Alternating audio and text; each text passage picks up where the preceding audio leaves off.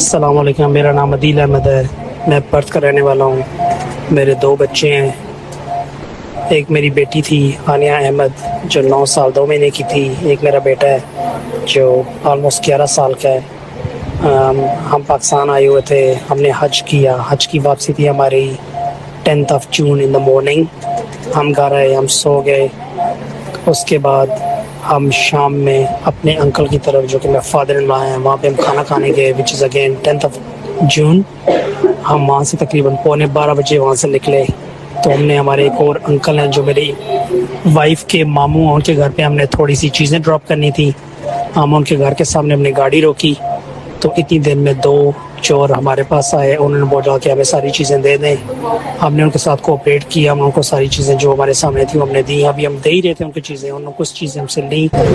मेरे बेटे अफान अहमद को 2 गोलियां लगी हैं। उसको लोअर जो बैक है, जो हिप है, बटक है, वहाँ पे गोलियां लगी हैं। एक बोन ने, एक गोली ने हड्डी को शक की है, फ्रैक्चर की है। दूसरी गोली ने अंदर जाके ब्लडर को इंड्यूस किया है और साथ ही साथ जो गट है, जो आंत है, उसके अंदर रैप्चर की है, सुराख भी की है, विच मीन्स उसकी सर्जरी हुई है।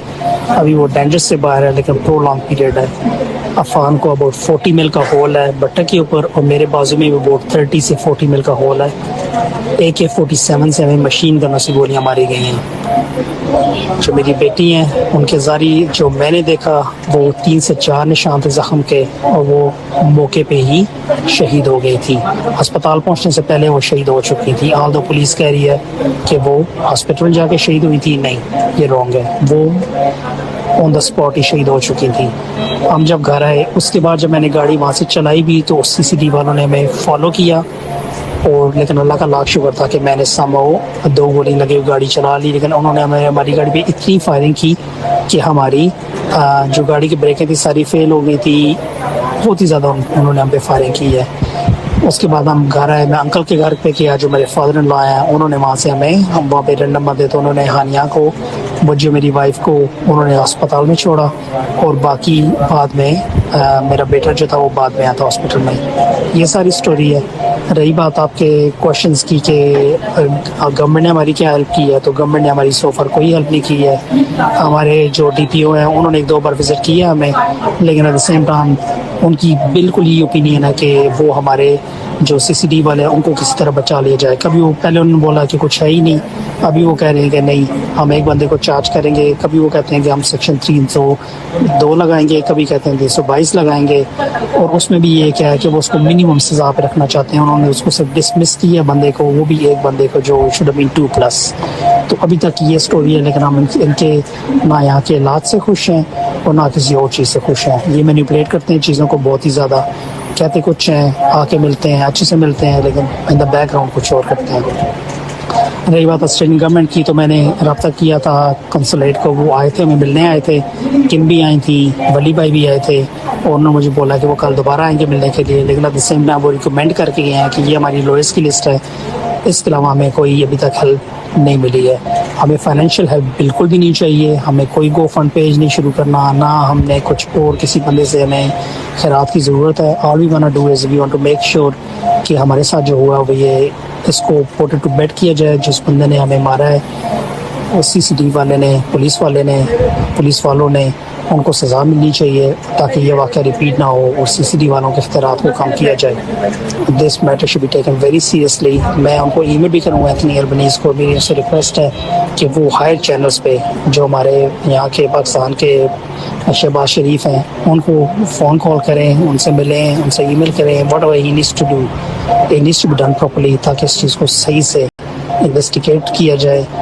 आई वुड लाइक टू ऐड कि आप देखें कि इनकी कितनी इनकैपेबिलिटी है कि अगर कोई 2 चोर एक प्राइवेट गाड़ी को लूट रहे हैं तो बजाय इसके कि वो वेट करें, वो लूट के चले जाते हमें, तो फिर उन जो मोटरसाइकिल पे हमें लूटने आते उन पे ऊपर बाद में फायरिंग की जाती।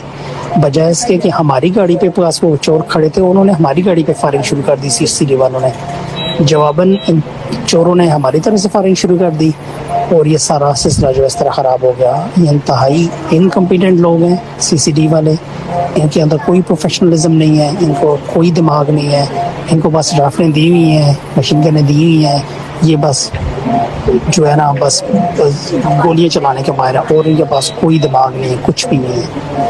अगर ऐसा था वो मैं देख लिया था उन्होंने सीसीटीवी दफ्तर के बिल्कुल पास ये बात हुई है, उनके भी कैमराज होंगे, उन्होंने मतलब कोई फुटेज अभी तक उन्होंने हमें प्रोवाइड नहीं की है।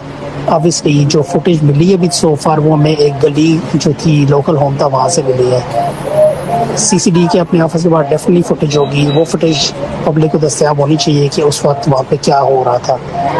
अगर मैं उनकी जगह होता मैं वेट करता, चोर हमें लूट के जो चीज़ लेनी थी वो चले जाते, उसके बाद उन पे फायरिंग करते। जो जनरल पब्लिक है उस पर कैसे फायरिंग की गई है? एट दैट पॉइंट भी उनको ये नहीं पता था कि जनरल पब्लिक भी वहाँ पे है चोरों के साथ जो लूट रहे हैं उनको, और उनके ऊपर फायरिंग कर दी गई। इंतहाई अनप्रोफेशनल लोग हैं, इंतहाई unprofessional. Just so that it is clear, जो फायरिंग शुरू की गई थी वो सीसीडी ने शुरू की थी, चोरों ने फायरिंग पहले शुरू नहीं की थी। चोरों ने सिर्फ जवाबी कार्रवाई में फायरिंग की थी, वो भी एक दो फायर किए थे, वो भाग गए थे वहां से। सारी फायरिंग सीसीडी ने इनिशिएट की थी जब चोर हमें लूट रहे थे। एट द सेम टाइम चोरों ने उसके बाद फायरिंग बैक की एक या दो गोलियां, और उसके बाद वो भाग गए थे। पुलिस वालों सीसीडी वालों को एक वीडियो में मैंने खुद देखे कि वो 2 या 3 बाइक्स पे आए थे, तो ऐसा हो ही नहीं सकता कि एक बाइक वाले ने सीसीडी वाले ने हम पे चलाई हैं गोलियां। ये 2 से 3 बंदे थे जिन्होंने हम पे गोलियां चलाई हैं, और पहली फायरिंग सीसीडी ने की थी और उसके बाद सीसीडी ने हमें गोलियां मारी हैं। ये गोलियां जो चोरों ने हमें बिल्कुल भी नहीं मारी। इसके अलावा एक बात और भी है कि सीसीडी वाले जो एहलकार थे उन्होंने हमें चेज भी किया है, उन्होंने हम पे गोलियां मारी हैं, पीछे से भी हमारे गाड़ी पे करते रहे हैं, लेकिन हमारी गाड़ी जो थी, जब मैं गाड़ी चला रहा था तो हम टर्न लेते रहे, तो उस वजह से हमने उनको डॉज कर दिया और उन्होंने हमें छोड़ दिया। अदरवाइज वो हम सबको कत्ल कर देते। उनकी ये इंटेंशन थी, जैसे उन्होंने गोलियां शुरू से मारी थी वो एंड पे भी ये करते रहे हैं, उन्होंने यही करना था। और एक बंदा हरगिज भी नहीं है, ये 4 बंदे हैं, 2 मोटरसाइकिल थे, और इसका मतलब 4 बंदे हैं, और 4 बंदों को एटलीस्ट चार्ज होना चाहिए।